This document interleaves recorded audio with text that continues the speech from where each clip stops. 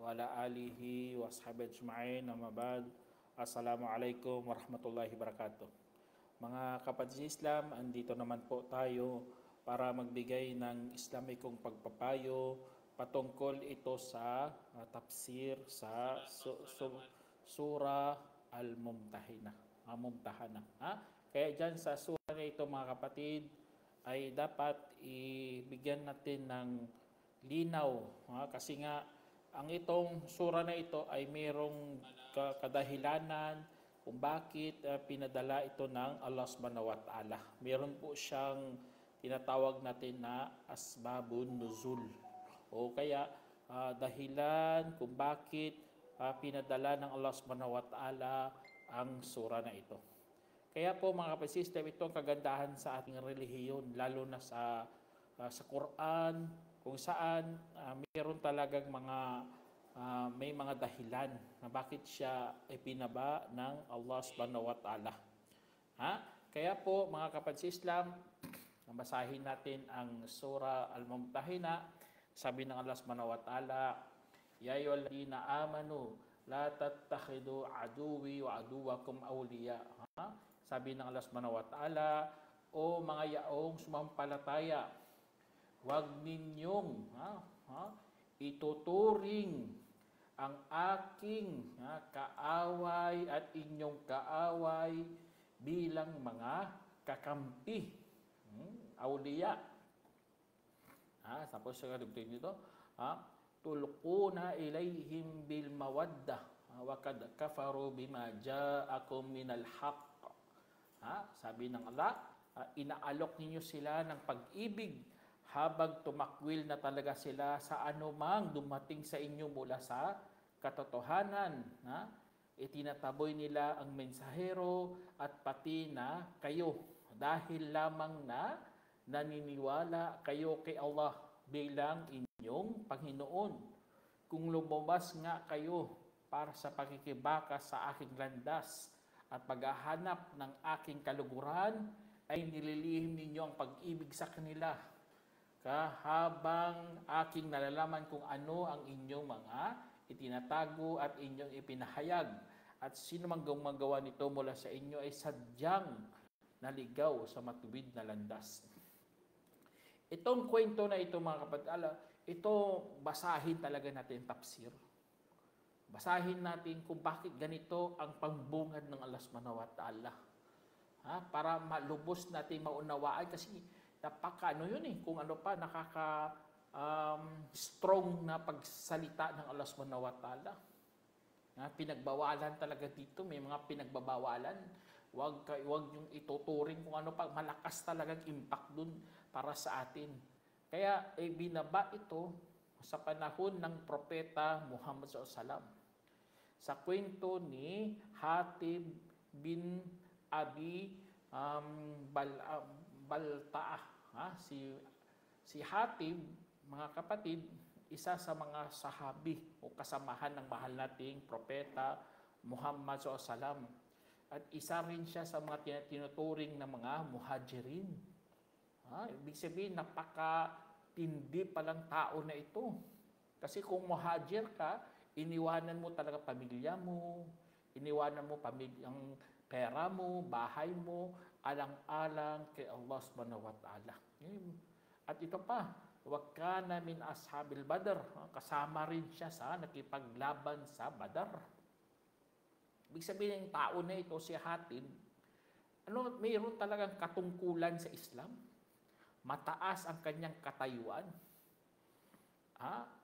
Ang problema lang sa kanya, mayroon siyang naiwang anak doon sa Makkah. Meron din siyang naiwang mga kayamanan doon. At walang kumukup-kup o walang nag-aalaga sa kanyang mga anak maliban sa mga pamilya niya mula sa Quraysh. Kaya ginawa niya,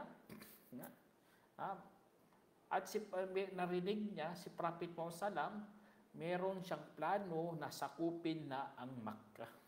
Siyempre bilang magbulang mga kapatid, gagawa ka talaga ng paraan para hindi mapahamak ang iyong pamilya. hindi mapahamak ang mga mahal mo sa buhay, lalo na mga anak. Kaya ang ginawa ni Hatim ay gusto niyang magpadala ng mangsulat na dalhin tungo sa mga Quraysh. Siyempre mga kapatid, yan isa sa mga gawain na yan. Ang gawain na yan, ano yan traitor pa kung ano pa, pinapatay talaga kasi ano kay traidor Bakit ka magpapadala ng liham sa mga Quraysh, sa mga kalaban ng Islam? Ano talaga, ganun na treason talaga gagawin ni Hatib. Kaya ang ginawa niya, gumawa siya ng sulat, tapos ipinadala niya dun sa babae. Tapos ang babae na yun, dadalhin niya naman doon sa mga Quraysh. Kasi papunta doon ang babae sa Makkah. Kaya si Prophet Muhammad SAW, subhanallah ang propeta talaga, pinadalhan siya ng mensahe. Pinakita ng Allah na merong kasulatan, na merong sulat na dadalhin ng isang babae doon sa mga Quraysh. Kaya pinadala si Zubair bin Awam at si Ali bin Abu Talib at pinadala din si Miqdad bin Aswad. Tatlo na ito, pinadala sila doon para hulihin ang babae. Tapos sa time na nadakip nilang babae,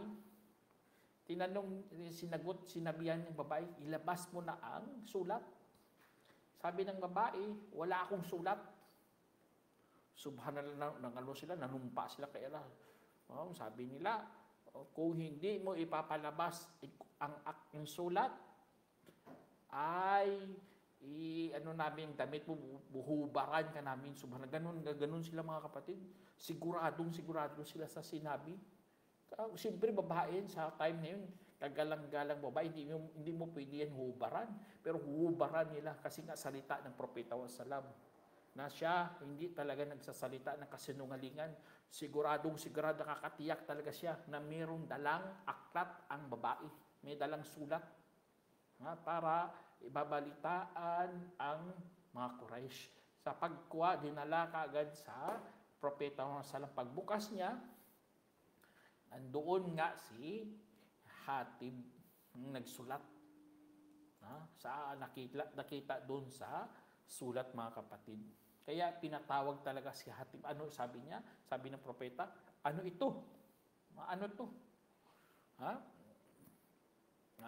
Sabi niya, kasi nga, meron akong problema doon sa lugar namin. Kung sasakupin mo, baka madamay ang aking mga mahal sa buhay, mga anak ko. Kaya mga kapatid sa Islam, yan isa sa mga tandaan natin na yan ang mga napaka-importante sa ating mga Muslim. Na huwag kayo kaagad uhusga sa tao. Kasi mga sahaba dito, pupugutan na sana ng biig si Hatim. Kaya ang mahal natin Propeta Wasallam, sinabihan talaga siya sinabihan nila mga kasama niya, mga sahaba. Ang la'allallahu itqadittala ila ahlid badar faqala i'lamu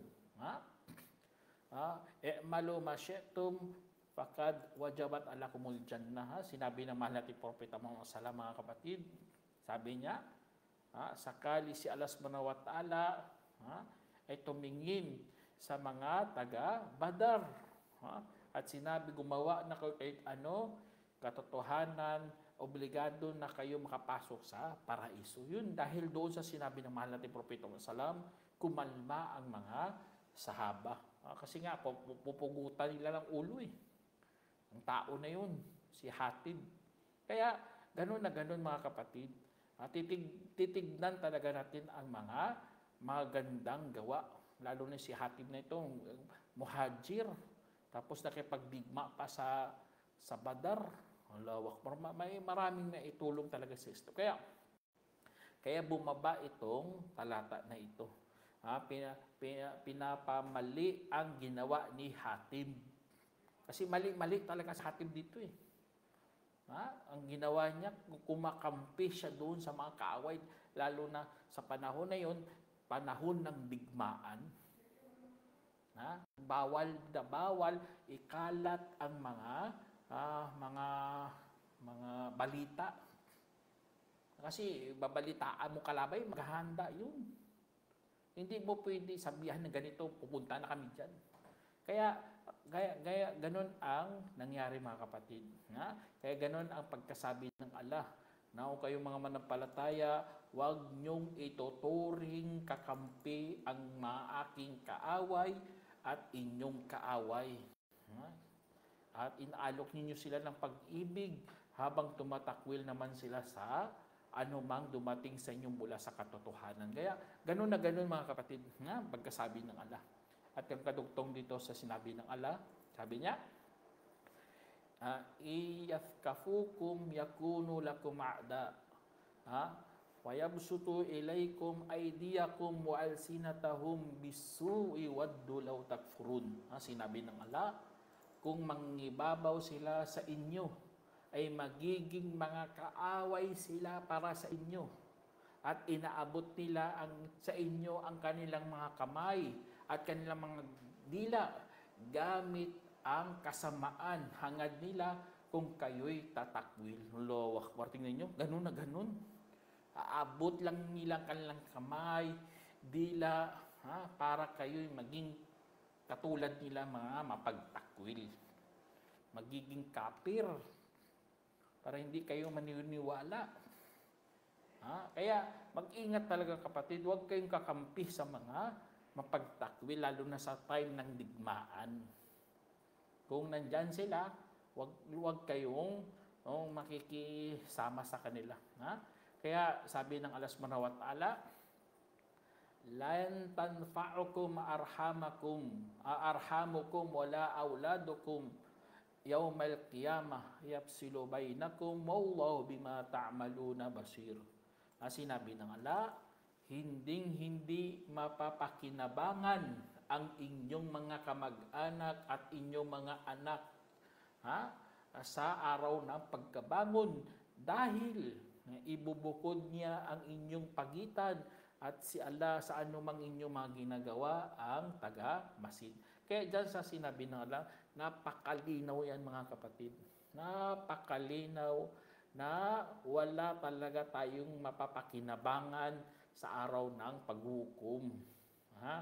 Maliban lang sa ating paniniwala at mabuting gawa.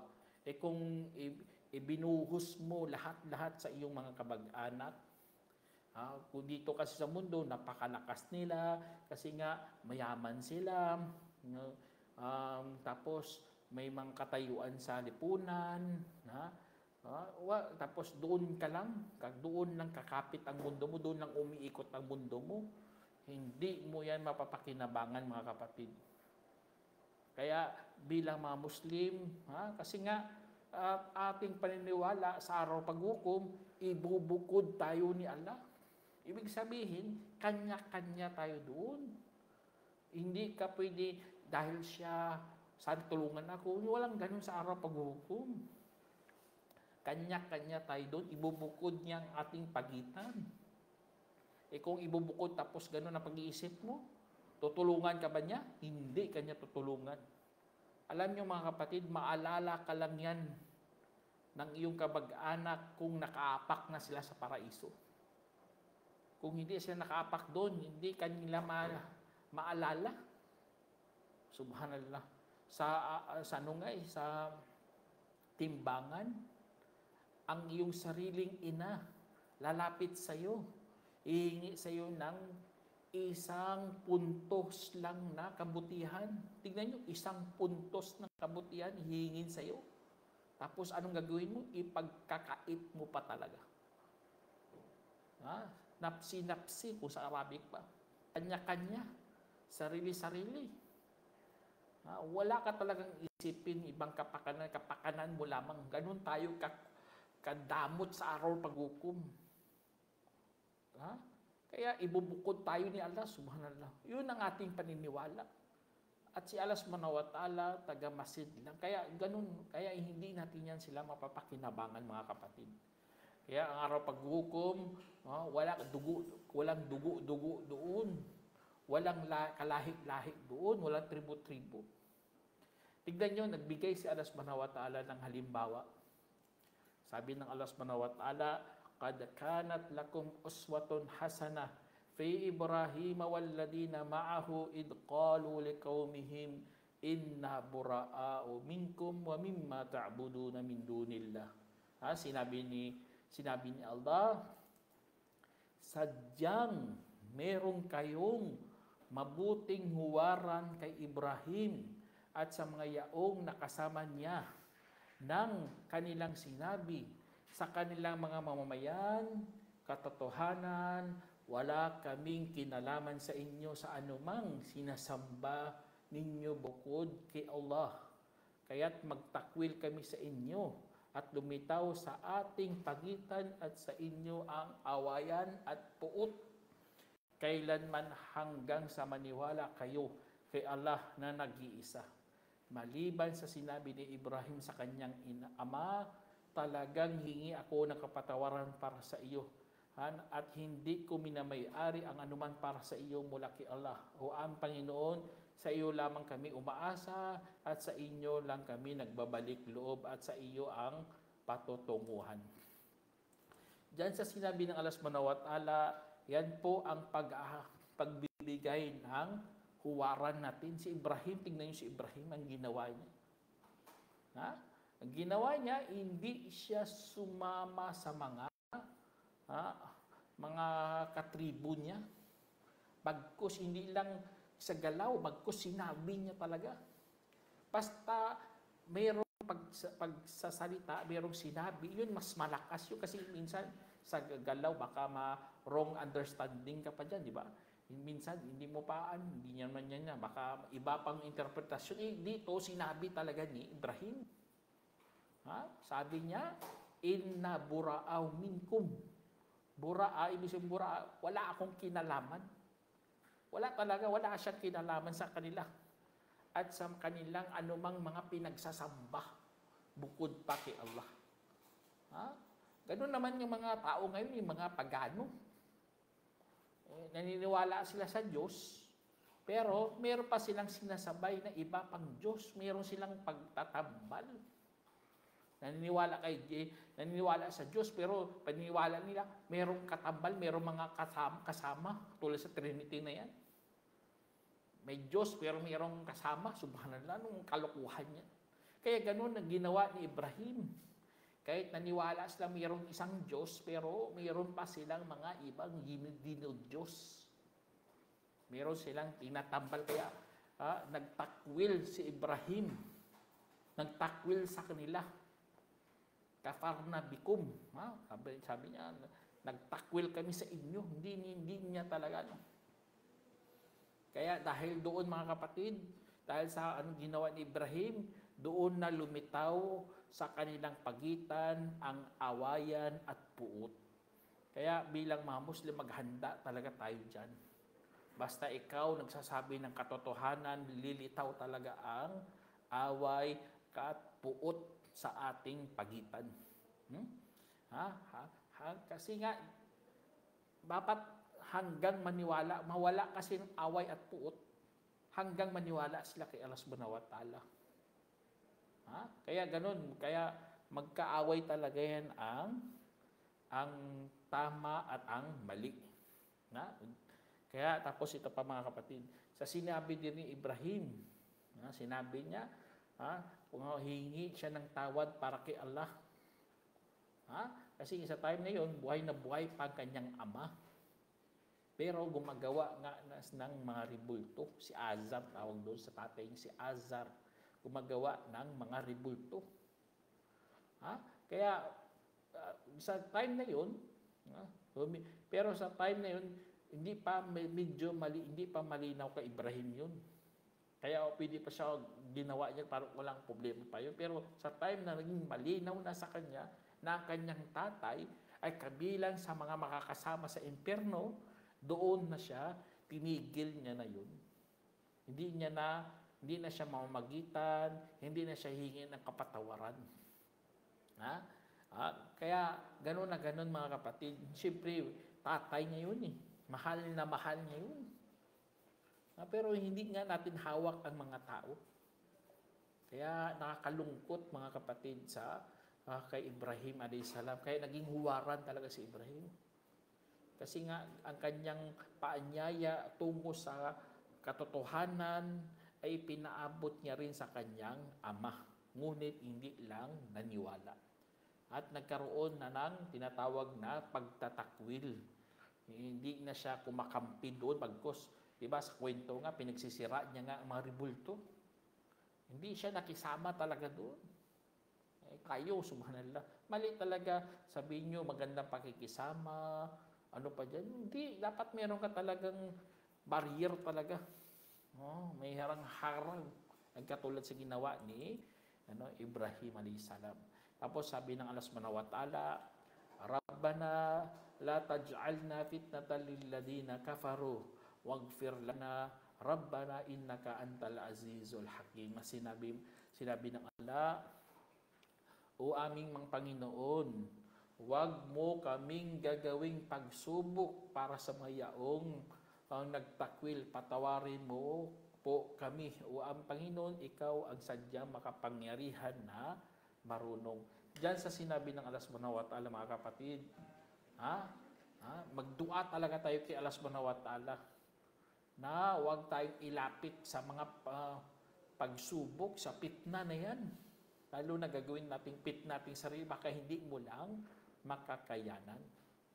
Kasi hirap yun. Lalapit ka sa tukso. Tapos may mga tao pa dyan, mga mapagtakwil pa. Wala yan sila pakialam sa mga harap. Tapos ikaw, lapit ka ng lapit doon. Nagiging ka na eh. Ikaw lumalapit sa pagsubok, kaya ipagdua mo yung kay Allah subhanahu wa ta'ala na sana ilahiyo ka sa mga ganun. Magiging pitna ka sa mga mapagtakwil. Baka dadamayan ka nila sa paggawa ng kasama, sa pag-inom, sa pangalunya, sa lahat pa lang ng mga pagiging masahol na gawain, gagawin nyo, subhanallah. Kaya, dua nyo sana kay Allah subhanahu wa ta'ala na layo tayo dyan. Huwag tayong gagawin pitna sa mga mapagtakwil at patawarin tayo. Si Allah subhanahu wa ta'ala, siya lang po mayroong kakayahan sa mga ganitong bagay. Allahu Akbar. Kaya, ito rin sa sinabi ng Allah subhanahu wa ta'ala, sabi niya, Lakad kana lakum fihim uswatun hasanah liman kana yarjullaha wal yawmil akhir. Wa may yatawalla fa innallaha wal ghaniyyul hamid. Sinabi ng Allah subhanahu wa ta'ala, tiyak na meron para sa inyo na mabuting huwaran para sa sino mang umaasa kay Allah at sa huling araw at ang sino mang magsisitalikod kung gayon ang Allah ay sadyang mayaman na kapuri-puri. Kaya sa sinabi ng Allah subhanahu wa ta'ala mga kapatid, na talagang kumuha talaga tayo ng mabuting huwaran sa kanila mga kapatid. Katulad kay Ibrahim, katulad kay Prophet Muhammad sallam, anong ginawa nila sa mga mapagtakwil? Na nagbigay talaga sila ng harang. Kung gusto mo umaasa kay Allah subhanahu wa ta'ala sa kabilang buhay, ay gawin mo rin yan. Huwag kang makikisawsaw sa kanila. Huwag kang lapit sa kanila. Kasi nga matangay ka lang sa iyong pananampalataya. Malilim lang ka lang. Magdududa ka pa kung tama ba yung Islam o hindi, subhanallah. Kasi tingnan mo sila, ang yaman-yaman, malaya, kahit ano lang gawin lang, okay lang, maudibillah. Kaya, wag kang tumingin tayo sa mas mainam na meron talaga tayong huwaran sa buhay. Kasi kung wala kang huwaran, kapatid, nakakatakot din yan. Tingin mo sa sarili, ikaw huwaran, dapat tumingin ka sa mas may tinanggap ng Allah subhanahu wa ta'ala. Bagkus meron siyang binalita katulad dito kay sa kwento ni Ibrahim. Ginawa talaga siyang huwaran sa sino mang umaasa kay Allah at sa kabilang buhay. Ayun ang gagawin nating huwaran sa buhay natin. Sumunod sila kay Allah subhanahu wa ta'ala at pinuri sila ng Allah subhanahu wa ta'ala, binanggit sila ng Allah subhanahu wa ta'ala. Kaya kung susundin mo yan sila, insyaallah, ha? Ha? Ay makakasama ka talaga sa paraiso. Sila mga mabuting hawara. Ibig sabihin, ang kanilang mga pinanggagawa ay talagang nagtagumpay sila, mga kapatid. Nagtagumpay sila. At ang Allah mismo nagsalita. At kaya kung hindi mo yan siya susundin, nagbigay si Allah subhanahu wa ta'ala ng pagbabanta dyan.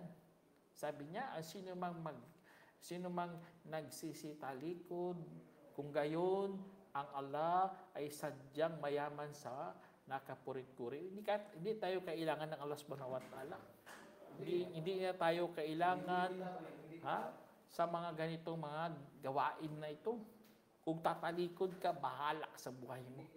Kaya si Allah subhanahu wa ta'ala mayaman sa lahat. Siya lang pong mayaman.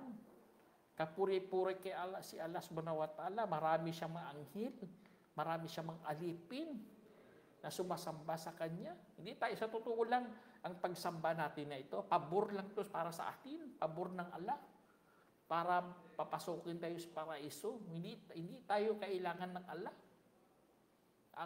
Ang iba, ninyo, mga paniniwala ng mga Greek, ang Diyos nila kailangan sambahin para lumakas, subhanallah. Ganon ang Diyos nila.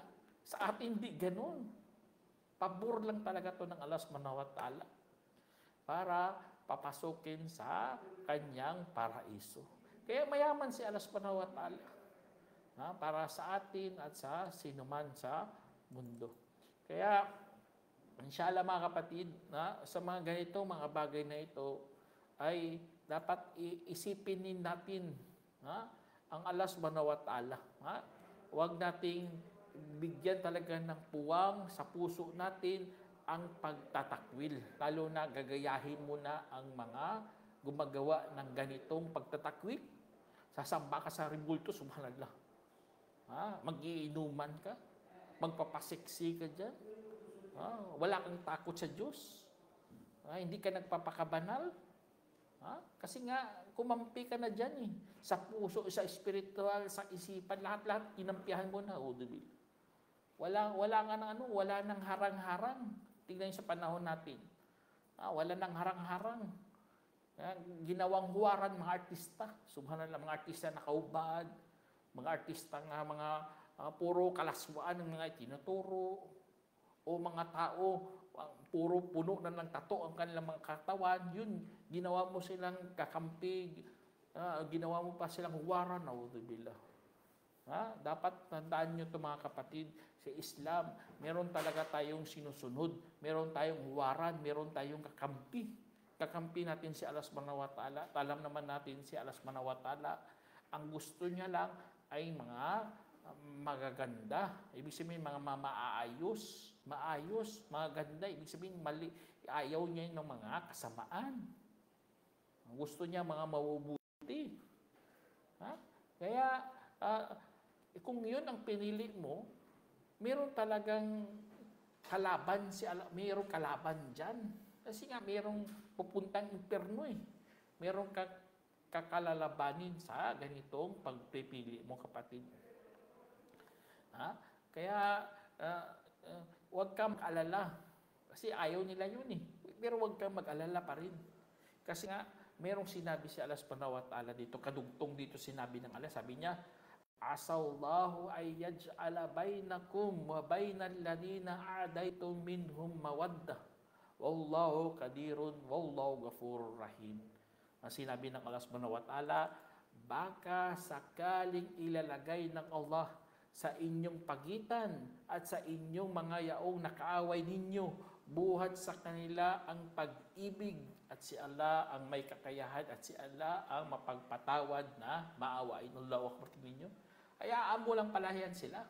Kung galit na galit sila sa iyo, napupuot sila sa iyo, kasi gumagawa ka ng kabutihan, naniniwala ka sa Allah, naniniwala ka sa araw paghukom, hayaan mo yan sila magalit sa atin. Baka balang araw sila yan susunod sa atin. Allahu Akbar. Sila gagawin tayong huwaran. Baka mag-Muslim sila. Kaya ganito lang kapatid yan. Sinabi na yan ng Allah subhanahu wa ta'ala na ilalagay sa kanila ang pag-ibig. Mamahalin tayo nila kasi tayo good ang good performance ang ginawa natin eh. Mabuting huwaran talaga tayo. Kita mo doon, mayroon nga ako na picture na ang tao kumuha ng karne, laman ng baboy. Tapos tinignan niya sa telescope, nakita niya nagsigalawan doon kahit anong mga mikrobyo doon, ano pa dyan, mga sabi niya, kaya pala mga Muslim hindi kumakain ng baboy. Subhanallah. Tignan niyo, ganun na pagkasabi nila. Kaya sa Islam, pabayaan mo yan sila, basta wag ka lang nakikisabay sa kanila. Kahit magalit sila o mapuot sila sa inyo, hayaan mo yan sila. Inshallah, baka balang araw magbu-Muslim sila, at bibigyan at sila naman ang iibig sa atin. Allahu Akbar. Sana meron kayong napulot ang mga kapatid. Hanggang dito na lang. Sa sunod na naman, Assalamualaikum warahmatullahi wabarakatuh.